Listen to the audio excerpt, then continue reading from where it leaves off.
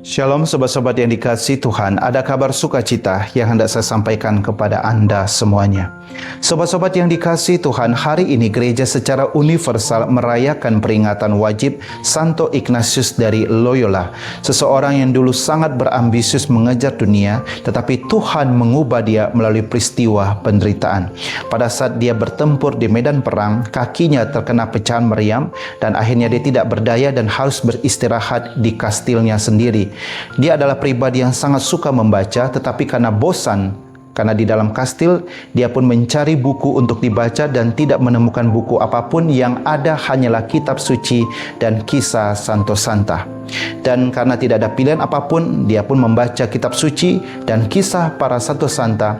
Dan Tuhan bekerja melalui itu semua. Dalam proses ketika dia membaca, dia pun disadarkan bahwa selama ini dia sibuk mengejar dunia, sibuk mengejar kuasa, sibuk mengejar jabatan, dan lupa mengejar Tuhan di dalam kehidupannya. Setelah selesai membaca itu semua, dia memutuskan untuk meninggalkan dunia, meninggalkan manusia yang lamanya, meninggalkan segala ambisinya, dan mulai bangkit menjadi manusia yang baru, mengejar Kristus dengan segala kemuliaan Kristus.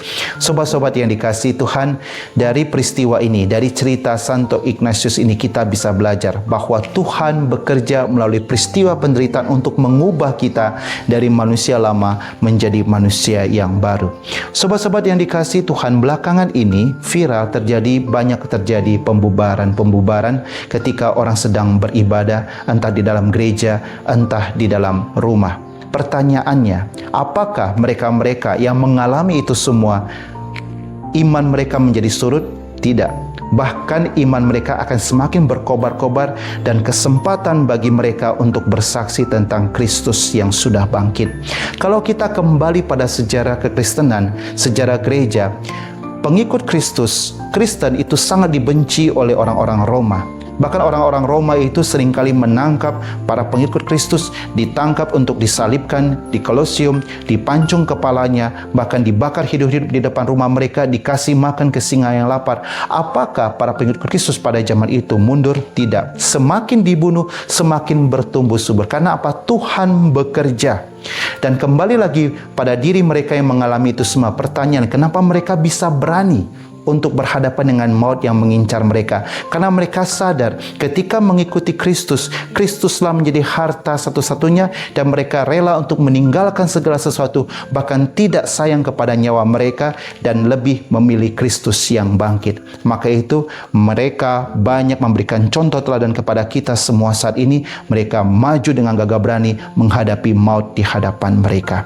Sobat-sobat yang dikasihi Tuhan, Yesus sudah katakan dalam Injil, kalau seseorang yang tidak berani meninggalkan segala sesuatu, meninggalkan dunia, dia tidak layak untuk menjadi muridku. Oleh karena itu, kita sebagai pengikut Kristus itu perlu radikal sebenarnya. Perlu radikal berarti kita beriman sungguh-sungguh sampai ke akar-akarnya, tidaklah setengah-setengah. Karena menjadi pengikut Kristus itu tidaklah bisa setengah-setengah. Karena kita diminta oleh Tuhan Yesus sungguh-sungguh menjadi pengikutnya yang setia untuk menjalankan perbuatan cinta kasih yang sangat bertentangan dengan aturan-aturan dunia. Sobat-sobat yang dikasihi Tuhan, kita butuh Roh Kudus. Roh Kuduslah yang memampukan kita untuk tetap setia dan bisa menjadi pengikut Kristus, meskipun dalam situasi saat ini seringkali pengikut Kristus juga ditantang. Apakah tetap berani mewartakan Kristus di dalam situasi yang tidak menguntungkan kita? Sobat-sobat yang dikasihi Tuhan, misalnya Anda saat ini mengalami situasi sulit, percayalah Tuhan menggunakan peristiwa sulit itu juga untuk mengubah iman kita yang dulunya biasa-biasa berubah menjadi iman yang sangat kuat. Oleh karena itu, kita belajar dari Santo Ignatius. Ketika Tuhan sudah bekerja, kita juga perlu bekerja sama dengan Tuhan. Kita minta Roh Kudus supaya Roh Kudus yang bekerja ketika kita mengalami pertentangan, kesulitan, tantangan di dalam kehidupan. Percayalah Tuhan menggunakan kesulitan tersebut, kita juga berani meninggalkan masa lalu kita, meninggalkan manusia lama kita, dan bangkit menjadi manusia yang baru, sama seperti Santo Ignatius dari Loyola. Shalom, Tuhan memberkati Anda semuanya.